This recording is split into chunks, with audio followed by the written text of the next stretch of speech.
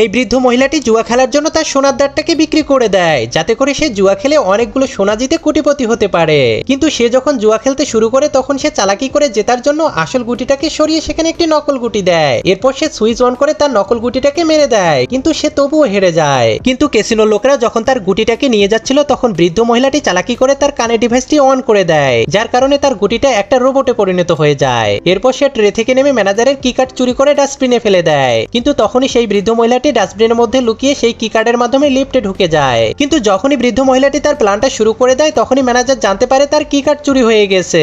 এজন্য সে জলদি করে চোরকে ধরার জন্য অ্যালার্ম বাজিয়ে দেয়। কিন্তু বৃদ্ধ মহিলাটি কোনো ভয় না পেয়ে তার পকেট থেকে লেজার পয়েন্ট বের করে লিফটের ছাদটাকে কেটে ফেলে। এরপর সে সেখান দিয়ে লুকিয়ে লুকিয়ে সোনা চুরি করার জন্য সোনার সিন্ধুকের কাছে পৌঁছে যায়। কিন্তু সে প্রথমে তার রোবটটাকে সিন্ধুক খোলার জন্য লেজারের ভিতর দিয়ে পাঠিয়ে দেয়। তখন তার রোবট সব লেজারগুলোকে অতিক্রম করে সিন্ধুকটাকে খুলে ফেলে।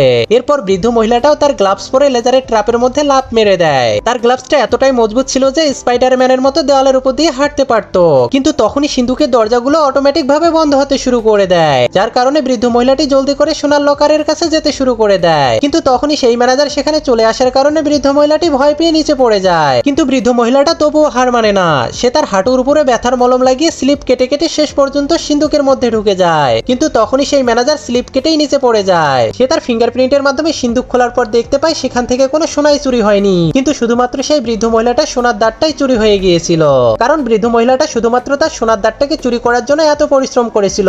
বন্ধুরা প্লিজ এই বৃদ্ধ মহিলার ট্যালেন্টের জন্য অবশ্যই একটা লাইক দিয়ে যাবে এবং আমাদের চ্যানেলটি সাবস্ক্রাইব করে